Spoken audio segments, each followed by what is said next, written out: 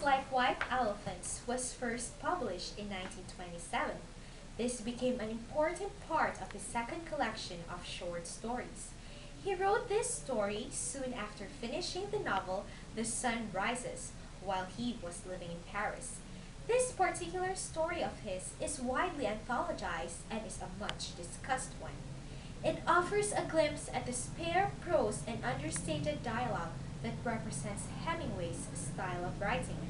The story is told in its entirety through a dialogue, a conversation between a couple.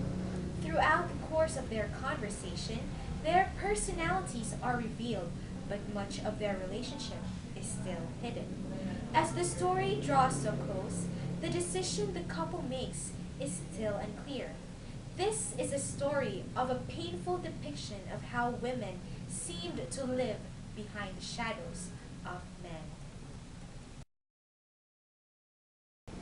Ernest Hemingway, born in 1899 July 21 and died in 1961 July 2, he is one of the most famous American novelists, short story writer, and essayist, whose deceptively simple prose style have influenced a wide range of writers.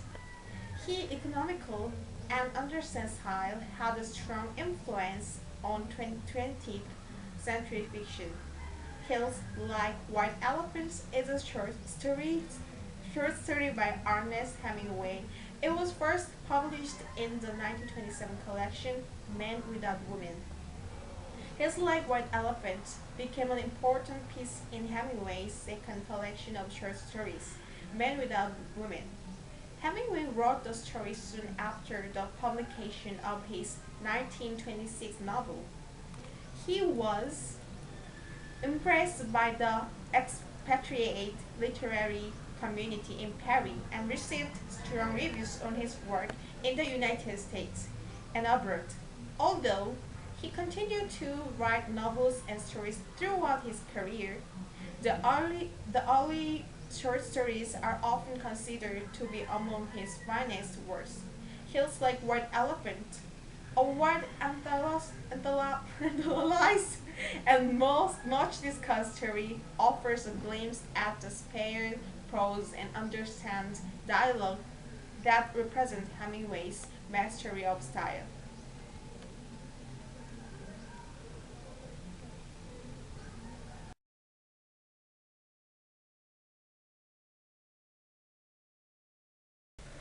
So now I'm going to tell you about the summary of His Like White Elephants. On a hot day, at a train station in Zaragoza, Spain, a man and woman sit at a table on the shady side of the building while they prepare to order drinks. Because only the man speaks Spanish, he orders for them first beer and then anise del toro. A set of tracks runs on each side of the station. The train for Madrid will arrive from Barcelona in 40 minutes on the sunny side of the building. In front of them, the land is dry. There are no trees. Distant hills appear white in the sun, and the woman says they look like white elephants. While they sip their drinks, their conversation reveals that the woman, Jig, and the American man are at odds over her pregnancy. She wants the child and he is that she would like to settle down, but the man wants her to abort the child, saying the procedure is awful shameful and not really anything. Afterward, he says, life for them can continue as before. Dick observes that the liquor tastes like licorice. In fact, she says everything tastes like licorice. Her remark, apparently made out of boredom, irks the man. Oh, cut it out, he says. They go back and forth on the question of the child. Jig finally says, perhaps, with a taint of sarcasm, that she will have the procedure because I don't care about me. The man says he does not want her to have it if you feel that way. She gets up and walks to the end of the building. There she looks around to the land on the other side.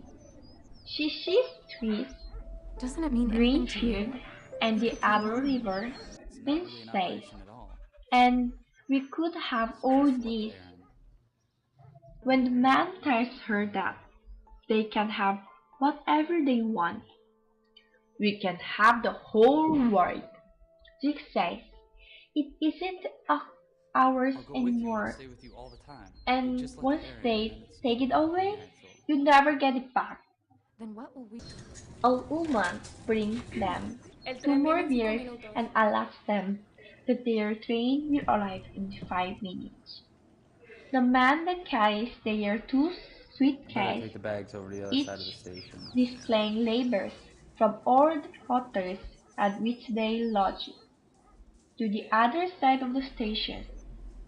When he returns, he asks how she feels. Do you feel better? I feel fine. There's nothing wrong with me. I feel fine.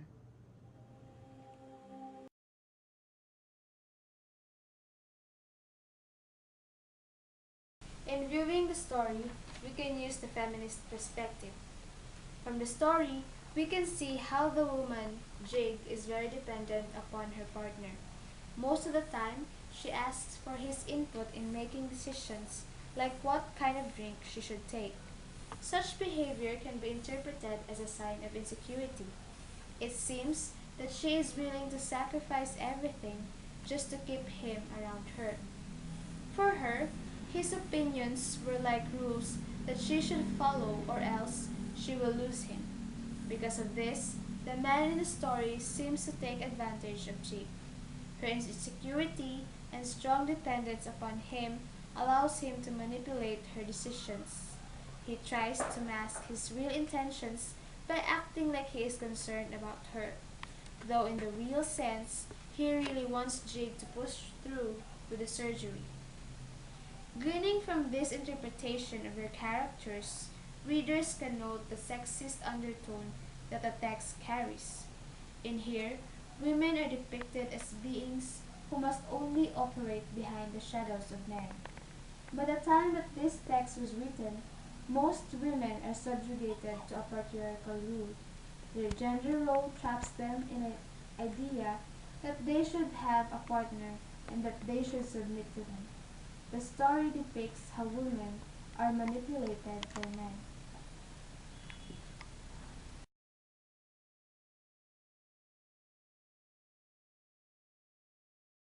So we will now talk about the themes for the story. So there are actually 5 themes that we have generated from the story. First is evasion of responsibility. The Americans seem unable to accept responsibility for whatever reason. Rather than facing the challenges of normal life, he continually puts them off. Second is selfishness. The man appears to manipulating Jig in order to perpetuate a lifestyle in which she is a convenient outlet for his libido. He is even willing to sacrifice a human life, Jig's unborn child, so that he can continue their joyride. So the third theme is too much of a good thing. The ancient Greek had a saying, all things in moderation, nothing in excess.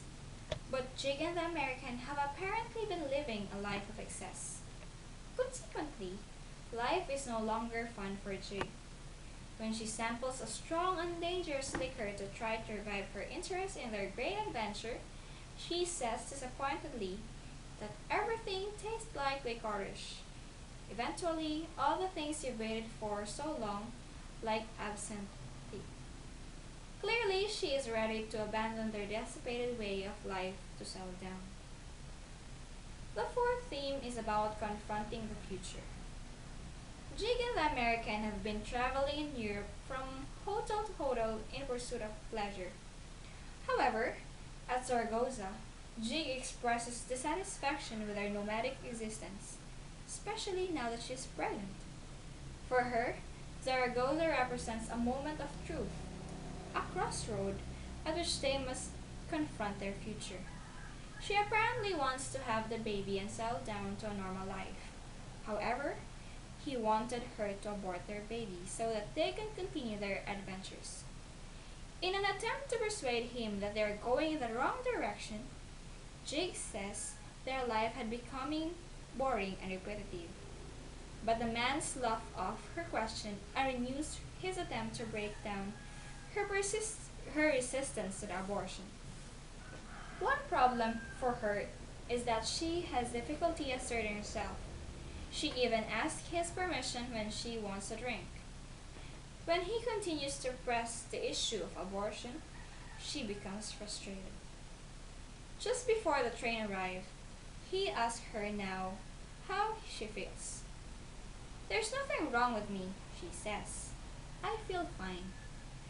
Whether these last two sentences of the story mean that she has decided to choose the baby over the abortion, or vice versa, or simply decided to put off a decision for another day, is a matter that the reader should interpret.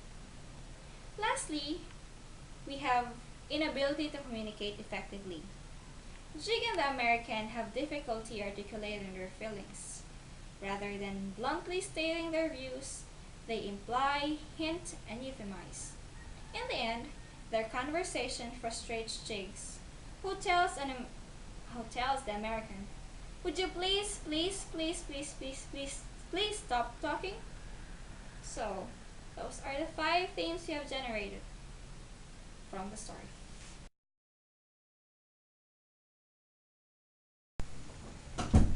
Feels Like White Elephants uses the third-person point of view. This is evident in the story, being mostly in dialogue. This, however, limits the narration to what characters say and do. It doesn't explicitly reveal their thoughts. The story shows Hemingway's use of the iceberg theory, or the theory of emission, where he stripped everything but the bare essentials of the story, leaving readers to sift through the remaining dialogue and bits of narrative on their own. Everything about the story is boiled down and condensed. There are no fluffy adjectives and fancy descriptions. The extreme shortness of the story makes its point more powerful. The tight economy of words is one distinctive style of Hemingway. The story is rich with symbols through similes. One symbol is the white elephant, which symbolizes something not wanted. In the story, it was the girl's unborn child. Railroad tracks run side by side but never meet. Thus, they could symbolize the relationship of Jig and the American.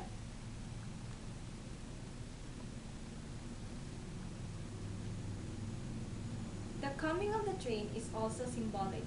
Traditionally, a train goes one way. Once it comes, it goes. Symbolically, the train represents Jig's choice. Like the coming of the train, if she decides to abort the baby, there is no turning back. The train will keep on going just as her life will keep going. Obviously, the green side of the station represents life, the baby, and a new beginning. And the arid side of the station represents dissipation and death. In Hills Like White Elephants, there are images and objects that presents meaning. By looking at these, we can find a little more meaning beyond the dialogue into the intentions and emotions of the characters.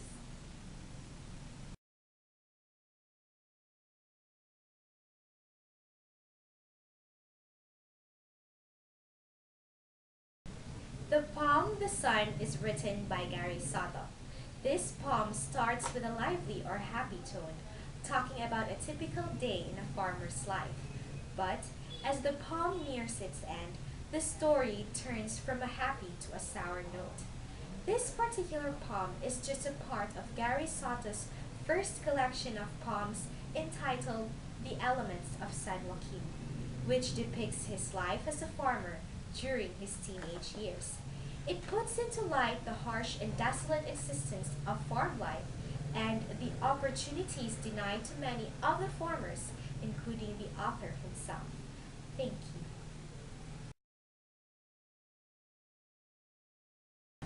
Gary Soto, born in April 12, 1952, was raised in Fresno, California. He is the author of 11 poetry collections for adults. Gary Soto is a man who writes from experience. He grew up in one of the many barrios of Fresno, California, and since the mid-1970s, he has borrowed from the community to create an astonishing number of works. In his over 20 books of poetry and prose for adults, and in over 30 books for younger readers, he focuses on the daily trials and tribulations of Spanish-speaking Americans. But through crisp, clear imagery and his true-to-life characters, Soto connects with readers of all ages and backgrounds.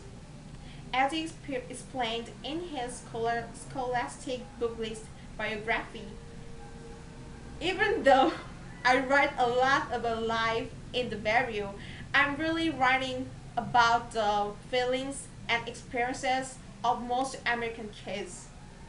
As a result, Soto is considered to be one of the most important contemporary authors in the United States.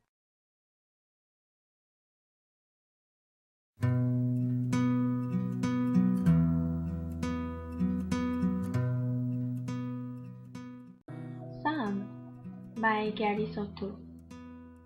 In June, the sun is a bonnet of light, coming on, little by little, from behind a skyline of pine.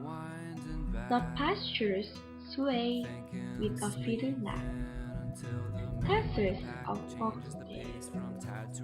At Piedra, a couple of fish on the river's edge.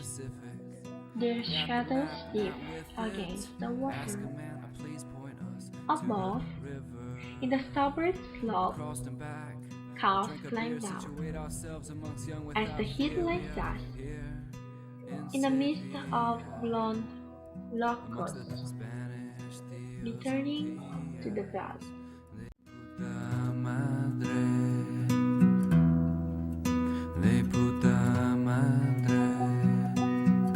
So, now I'm going to tell you about the summary of the poem. The poem started with the morning, how sun lights us. Then it described the picture of Lula life as it described the pasture sway with feather neck, the pastures with foxtail. Aside from that, it depicts the people of Lula area like the couple who fished in the river. So the poem gives a picture of Lula life, how the sun marks the beginning of the day and the lifestyle of the people. And it typically talks about the farmers of Lula areas.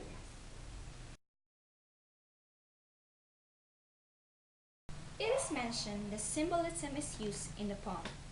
So this is actually how it works. Let's start with sunrise. Sunrise symbolizes the beginning of another working day for the farmers. Next is the cow.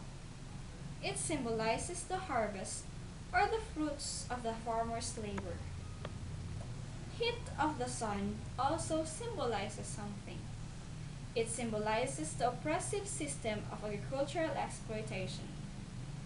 We will next talk about blonde locusts. So these blonde locusts symbolizes the oppressors or the owners of the field that took away all the product of their and the hard work of the farmers and left them with nothing in return for their efforts. Or we can also say or associate this with destruction.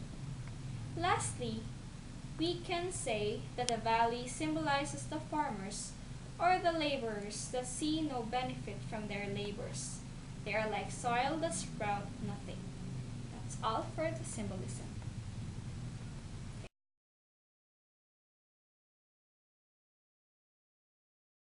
The poem in general depicts a grim portrait of the life of the Mexican Americans.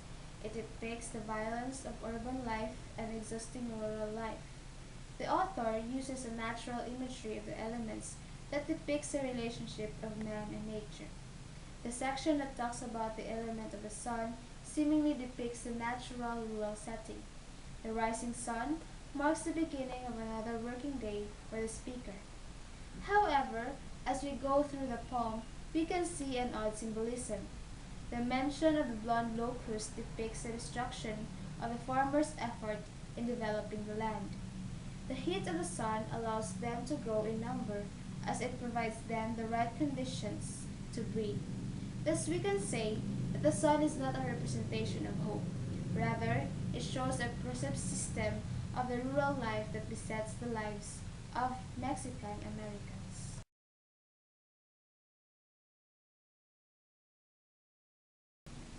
The poem is a free verse, meaning it doesn't follow consistent meter patterns and rhyme. It doesn't go after the formula and rigidity of traditional poetry. The author, Gary Soto, understands the function of poetic language to capture an aspect of experience that is universal. Soto uses the relationship between man and nature, like its elements, for example, the sun, to show the experiences of field workers. The author also uses natural imagery through symbolisms.